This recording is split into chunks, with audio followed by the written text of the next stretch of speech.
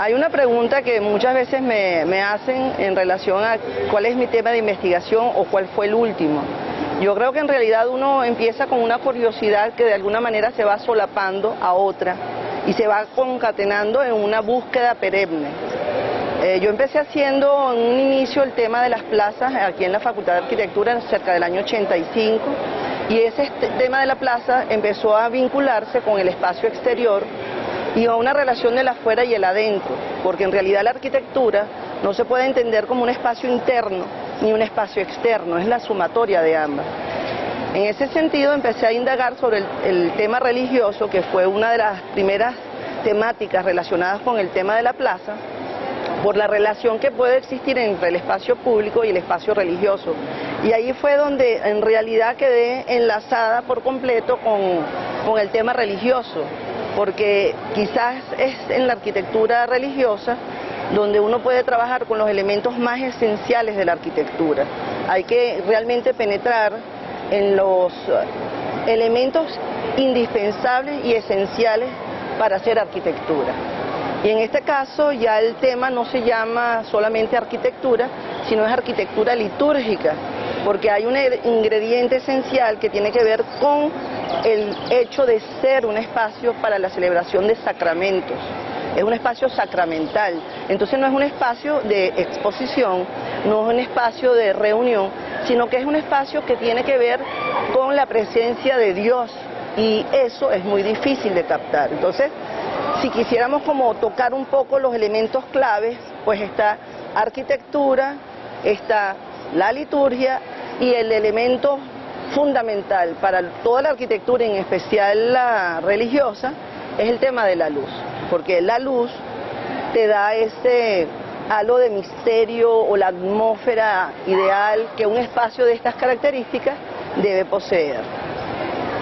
En el caso mío concreto es arquitectura litúrgica porque está referido específicamente a la religión cristiana católica, porque básicamente es la fe que yo profeso, entonces está inserta en esa tradición. Y bueno, y así están los sacramentos, los distintos sacramentos tienen distintas formas de realizarse.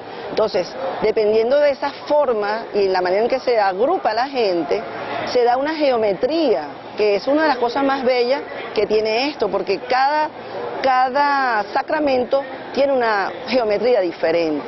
Y también hay una cosa que encontré relativamente nueva, aunque sí había leído ella con anterioridad, que es una cosa que se llama la prosémica. La prosémica no es otra cosa sino la relación que se puede dar entre personas. Por ejemplo, yo siempre hablo con mis alumnos de la esfera de intimidad, que es esa que se da con los brazos. O sea, tú tienes una esfera, si nadie sobrepasa este límite, tú te sientes bien. Ahora, si una persona empieza a invadir ese límite y se me pone pegada, yo me siento en realidad como agredida, porque estoy compartiendo esferas de intimidad. Y yo tengo en ese sentido, todavía no he escrito, pero una de las dudas que yo me pongo es, ¿no será que la Iglesia no ha entendido que el espacio litúrgico tiene que ser otro para el hombre de hoy? Que el espacio que necesita que se genere no sea aquel que dirigió Trento desde 1500 y algo, 1560, que era básicamente el altar allá, los fieles acá, una división entre el clero, el sacerdote y los fieles. En 1965 fue una época en la cual se dio el Concilio Vaticano II, en el cual hubo un cambio completo, un giro de 180 grados, con el tema de cómo es la liturgia de la Iglesia Católica. Y básicamente se acordó, hay una cosa que se llama la participación actuosa de la asamblea. Eso quiere decir que todos, sin excepción, somos sacerdotes de Cristo, solo que el que dirige la celebración es el presbítero, el ministro, el delegado, pero uno ha caído en el error de llamarlo el representante de Dios en la tierra. El único representante de Dios en la tierra es Jesucristo. Y es una de las cosas que yo no tenía clara. Yo siempre pensaba que el sacerdote era el que de alguna forma representaba a Dios en la tierra. Entonces, también indagar yo sobre este tema es tratar de entender desde la perspectiva de una católica arquitecto, practicante qué es lo que el mundo le pide al arquitecto que tiene que hacer. Y en ese sentido hay mucho que hacer porque hay muchas obras de arquitectura, por un lado muy interesantes, pero que no sirven para la liturgia, y otras que son muy interesantes y muy apropiadas para la liturgia y lamentablemente no se conocen. ¿Y por qué no se conocen?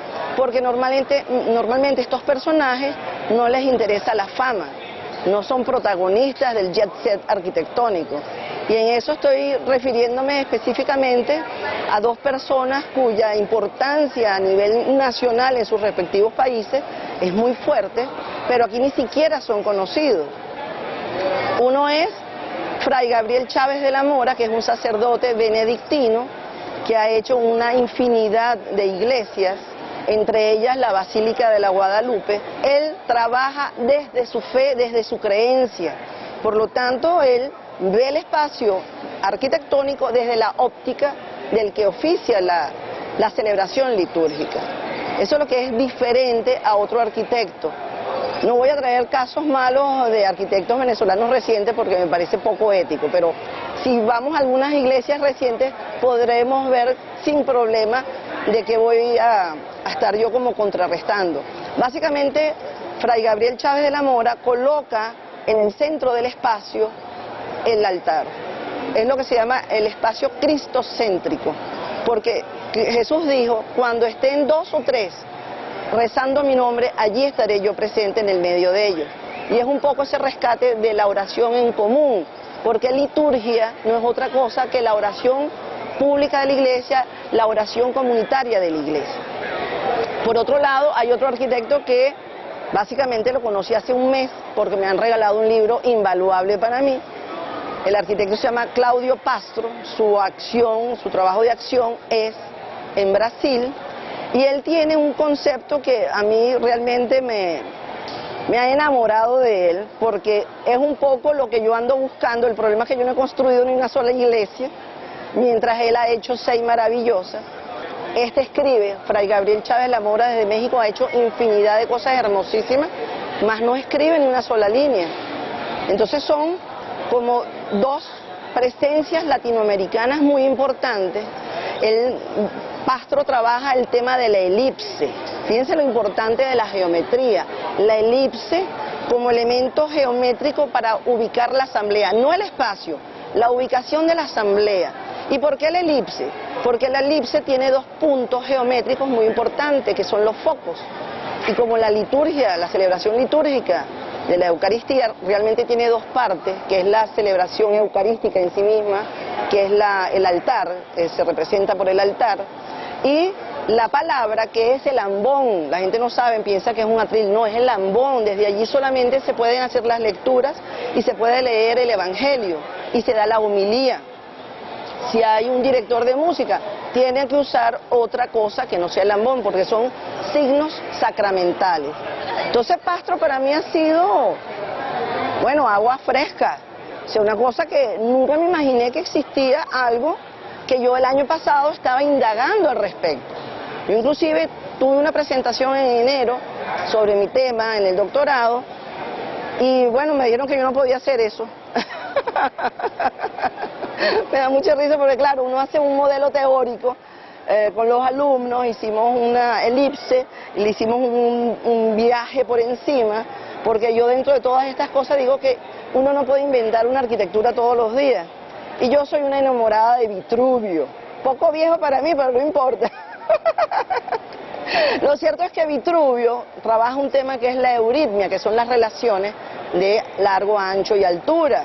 Bueno, eso se perdió hace muchísimo, con la aparición de todo el auge de la función, la forma sigue la función, todo lo de las nuevas construcciones, pues se perdió la tradición, se perdió el orden, se perdió la jerarquía, y la arquitectura no es otra cosa que orden, estructura, belleza, armonía, toda una cantidad de cosas que nos lleva a hacer una obra arquitectónica equilibrada en la esencia de su ser, porque el problema es que las cosas se hacen como si fuera un McDonald's, o sea, vamos a reproducir un sello, si una cosa a veces que no tiene ni sentido, si uno tiene que preguntarse qué es lo que uno va a diseñar, cualquiera sea tu tema de investigación, ¿qué es?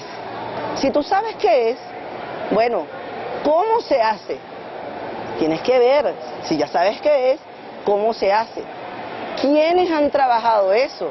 Porque uno tiene que tener referentes, pero ¿quiénes han trabajado eso? Bien. El espacio litúrgico, la arquitectura litúrgica, debería proporcionar, además de buena arquitectura, buen tratamiento de los focos litúrgicos, un buen tratamiento de la luz, porque ese espacio debe reflejar cierto misterio, no es cualquier espacio, es un espacio donde se va a celebrar la venida de Dios a la tierra y su posterior resurrección. Ese es el sentido de la celebración litúrgica. Entonces, hay que tratar de entender de qué trata la celebración litúrgica para entender que hay una cierta atmósfera que debe reflejar esa presencia de lo divino.